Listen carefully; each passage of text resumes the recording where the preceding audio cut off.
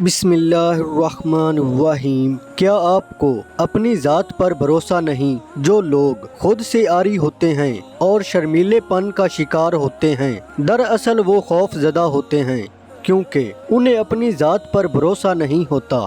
جب وہ لوگ دوسرے لوگوں سے ملتے ہیں تو ان کی پریشانی اور بدہوشی دیکھنے کے قابل ہوتی ہے۔ وہ گھبرائے ہوئے نظر آتے ہیں اور ان کا ہر انداز بے ربط دکھائی دیتا ہے۔ یہ پریشان حال لوگ دوسروں لوگوں سے ملنا اور انہیں دوست بنانا چاہتے ہیں، لیکن جب ایسا کرنے کا موقع آتا ہے تو ایک عجیب و غریب نفسیاتی الجھن ان پر مسلط ہو جاتی ہے اور وہ اپنے مقصد میں ناکام رہتے ہیں۔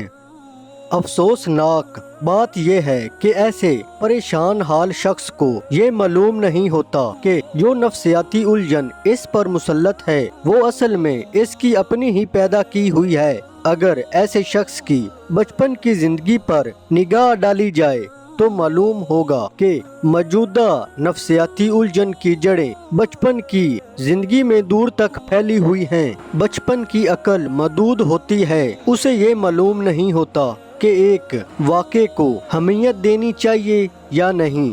بچپن کی زندگی میں معمولی سا ناخوشگوار واقعہ بھی بچے کو بہت زیادہ ناخوشگوار محسوس ہوتا ہے، چنانچہ اس قسم کا واقعہ بچے کے رویے پر اثر انداز ہوتا ہے اور اس واقعے کے اثرات زندگی کا ایک مستقل جز بن جاتے ہیں۔ بچپن میں انسانی عقل محدود ہوتی ہے، اس لیے وہ نفسیاتی الجھنوں کے گڑھے میں گر جاتا ہے اور یہ الجھن اس کی زندگی کا جز بن جاتی ہے۔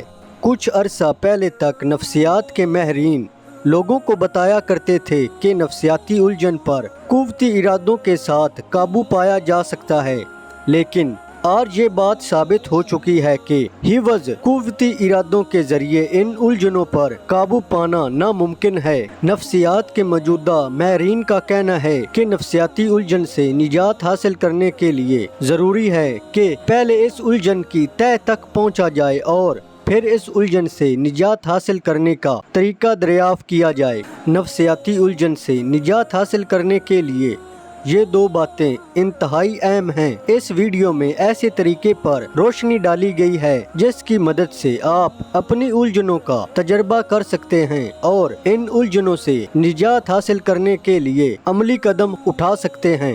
آپ عدم خود اعتمادی اور شرمیلے پن کو ہرگز اس بات کی اجازت نہ دیں کہ وہ آپ کی زندگی میں زہر گھولیں۔ لوگوں سے میل ملاپ اور دوست بنانے کے لیے خود کو مجبور کرنا ضروری نہیں، بلکہ ضروری یہ ہے کہ آپ اپنی الجھن کے تجربے کے بعد صحت مندانہ نقطہ پیدا کریں۔ اگر آپ نے ایک صحت مند نقطہ نظر پیدا کر لیا تو آپ کی شخصیت میں خود بخود اعتمادی پیدا ہو جائے گی اور آپ دوست بنانے کے فن میں مہارت حاصل کر لیں گے۔